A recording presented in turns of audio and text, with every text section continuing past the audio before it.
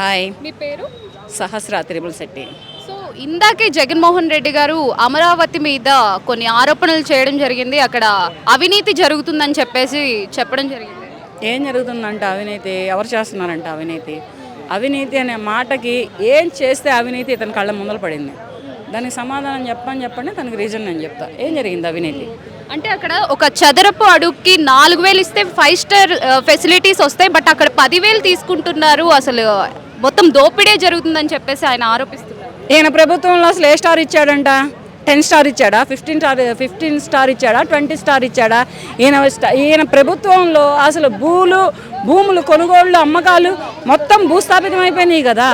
దేనికి సంబంధం లేకుండా అయిపోయింది కదా. ఈయన ప్రభుత్వంలో ఏం జరిగిందని ఎదుటి వాళ్ళ ప్రభుత్వం మీద దుమ్మెత్తిపోస్తున్నాడు. దీనికి సమాధానం కావాలి. ఈయన ప్రభుత్వంలో ఎన్ని స్టార్లు వచ్చినాయి? ఈయన ప్రభుత్వంలో భూముల అమ్మకాలు లేవు, ఇసుక మాఫియా జరిగింది, నిక్కర్ మాఫియా జరిగింది, సెక్రటేరియట్ని తాకట్టు పెట్టుకున్నాడు, ప్రజలను ఇబ్బంది పెట్టాడు. ఈయన ఇస్తున్నటువంటి పథకాలు తీసుకుంటూనే ఈయన నెత్తిపోసారు ప్రజలు. ముసలా ముతకాకి మాత్రం కాస్తో కోస్తో ఊరట కలిగించాడు. ఇంతకు మించి ఈయన ఏం చేశాడు? ఈయన పెట్టిన సొమ్ము తింటానే ఈయనను ఓడించారు ప్రజలు.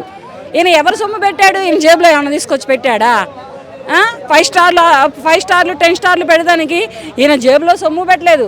ఈయన కష్టపడి రాళ్ళు కొట్టిన సొమ్ము పెట్టలేదు. అటువంటిప్పుడు ఈయనకేంటి ఇబ్బంది? అన్నీ చూస్తూ ఉండవయా, మేస్తా పోతాయి.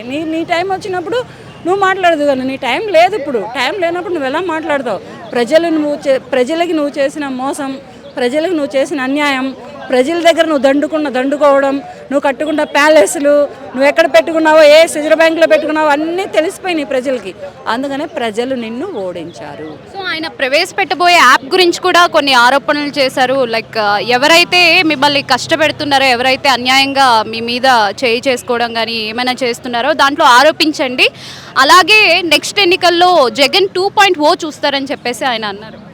నీ ప్రభుత్వంలో ఏం చూపించావు? నీ ప్రభుత్వంలో ఎవరి మీద ఎటువంటి చేతులు చేసుకున్నావో తెలుసా? రఘురామరాజు, కృష్ణంరాజు గుర్తున్నాడా? అతను 3rd డిగ్రీ ఇచ్చి మొదలుపెట్టావు, గుర్తుందా నీకు? అంటే నువ్వు చేస్తే సంసారం, ఎదుటోళ్ళు చేస్తే వ్యభిచారం అన్నట్టు మాట్లాడతావా? ఎవరెవరి మీద చెయ్యి నువ్వు రాజకీయ నాయకుల గురించి మాట్లాడుతున్నావా ఈ మాటలు? లేకపోతే ప్రజల గురించి మాట్లాడుతున్నావా?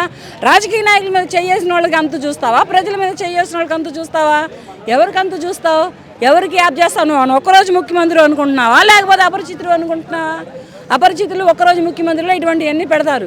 నువ్వు 5 ఏళ్ల ముఖ్యమంత్రి అయి ఉన్నప్పుడు 5 ఏళ్ళు పరిపాలించాలి అంటే ఇటువంటి బ్లాక్ మెయిల్స్, ఇటువంటి బెదిరింపులు, ఇటువంటి రూడ్ మాటలు అన్నీ మాట్లాడితే నువ్వు మళ్ళీ ముఖ్యమంత్రి అవ్వగలవా? నీకు రాష్ట్రం మళ్ళీ నీ చేతికి వస్తుందా? రాష్ట్ర ప్రజలు నిన్ను ఎన్నుకుంటారా? నిన్ను మెచ్చుకుంటారా? నీకు ఓటేసి నిన్ను ముఖ్యమంత్రిగా గెలిపించుకుంటారా? సో అలాగే మొన్న జరిగిన నెల్లూరు పర్యటనలో కూడా జగన్మోహన్ రెడ్డి గారు కొన్ని ఆరోపణలు చేశారు. చంద్రబాబు నాయుడు గారిని బావిలో దూకమని చెప్పేసి కూడా అన్నారు. ఒక సీఎం పొజిషన్లో ఉన్న వ్యక్తిని అలా అండం ఎంతవరకు? నీకే అర్హతతో అన్నావు ఆయనని బావిలో దూకమని? నువ్వు ఏ అధికారంతో అన్నావు అతన్ని బావిలో దూకమని? నువ్వెవరు అసలు చంద్రబాబు నాయుడు గారిని బావిలో దూకమని చెప్పడానికి? నీకు అసలు ఏ రైట్స్ ఉండి అన్నావు బావిలో దూకమని? బావిలో దూకితే రోజు నువ్వు మిల్చి పంపిస్తావా? నిచ్చినేసి నేను దూకిస్తా.